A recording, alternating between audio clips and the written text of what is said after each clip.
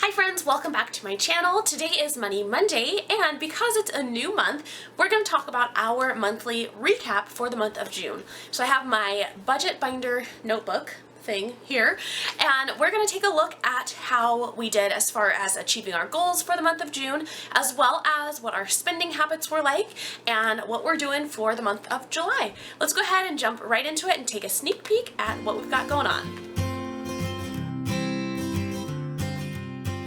Okay guys, so one of my favorite Dave Ramsey sayings is that a budget is telling your money where to go rather than wondering where it went. And I think that is so critical and so true. So that is probably my favorite thing about having a budget and following a strict budget throughout the month, because it really gives you an opportunity to see not only what your money is doing for you, but how you're using it.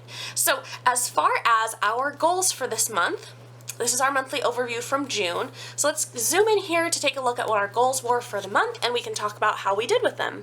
Okay guys, so our very first goal here at the top was to refill our emergency fund. During the month of May, we had to take our dog to the vet, and so we dipped into our emergency fund for that. We knew that we would be refilling that with with my first paycheck from the month of June. So that's exactly what we did. So I have a little check mark down here to say that we accomplished that goal. The next goal was to pay $1,100 on my husband's student loan, and that would be like close to paying it off. We actually were able to pay it off fully, so we have right here a little check mark. It says paid off, and then the amount that was the payoff amount was $1,265, so we were able to do that. This month, we had just a really good month as far as like snowflakes and snowflake payments and things like that. So it was really exciting to see that done, and yeah, we just kicked it out the door, said goodbye, you are out of here, we are done with you. My husband is so excited, he's just like loving it. And I will say that his student loan was actually for his massage therapy like certification, training, licensing, all that good stuff. That's what he went to school for before deciding to become a pastor. And so he still does that on the side. That is like his side hustle job that he loves and that he does frequently. And so now it feels like we're actually like making money from that job rather than just like earning an income and like sending it off to student loans. So that's really exciting.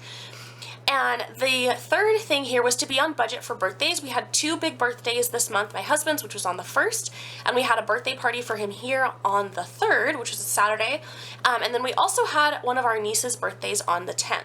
So we budgeted quite a bit for her birthday, as well as for my husband's, but like more than we ordinarily would for like a family birthday, because we were going to an activity place. So we knew it would be pricier than just like going and like taking a gift to my sister-in-law's for like, you know, a birthday dinner or something.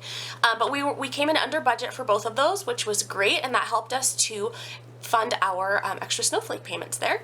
And then our final goal for the month of June was to use the EveryDollar app consistently, and my husband and I both did that, so that was really great and really nice to see like the progress that was happening with that and just the consistency that we've built up since starting to use that like late last year. So that was really great. So those were our goals for the month, guys. We're gonna go ahead and take a look at our cash and like how everything ended up for the month, as well as far as like our sinking funds and cash categories. Okay guys, so I have you zoomed in quite a bit here, so I'll have to move kind of up the page as we go.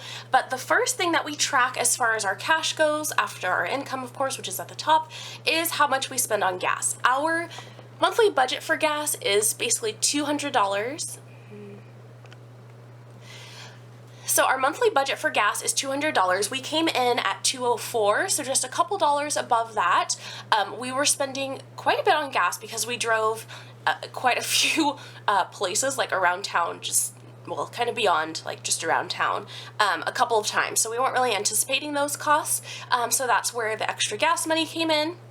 For our cash envelopes, for the 1st through the 15th, we spent a total of $420 for all of our categories there. For the 16th through the 30th, we spent a total of $212 because we took out less for each of these. So we didn't take out anything for pizza or birthdays. We took out a little bit for miscellaneous that I used to take my mom to lunch.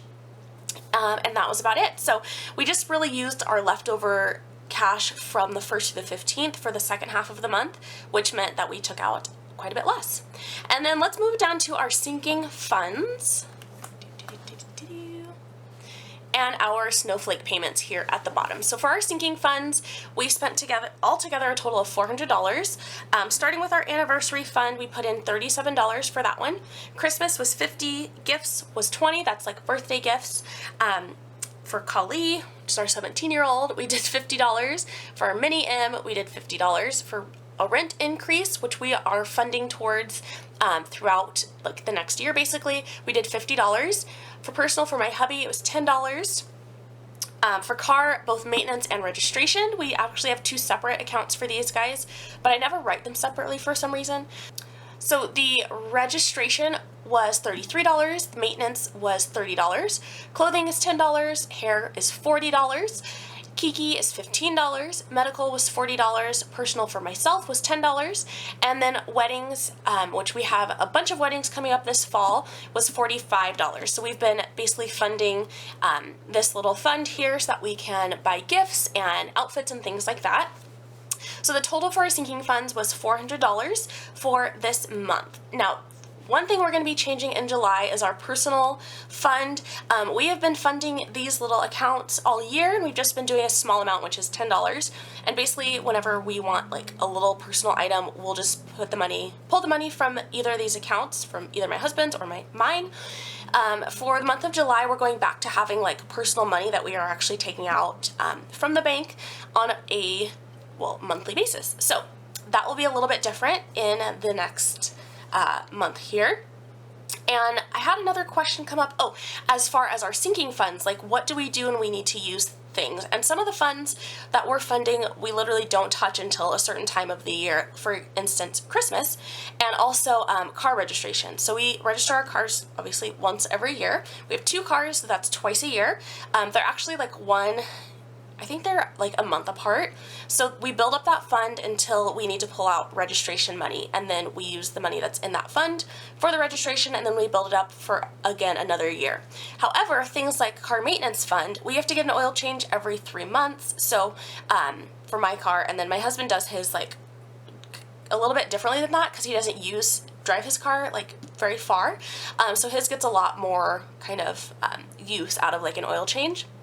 But anyway, for our maintenance, basically whenever we need to go get an oil change, I'll pull the money from this fund, and then obviously like the next month or something, this same amount goes back in there. So it's not so much of I have to pull out, like whenever I have to pull money out of this, I have to put that same amount back. No, it just builds up kind of on its own, and then when we need to use it, we just pull it out, and then it continues to build up back.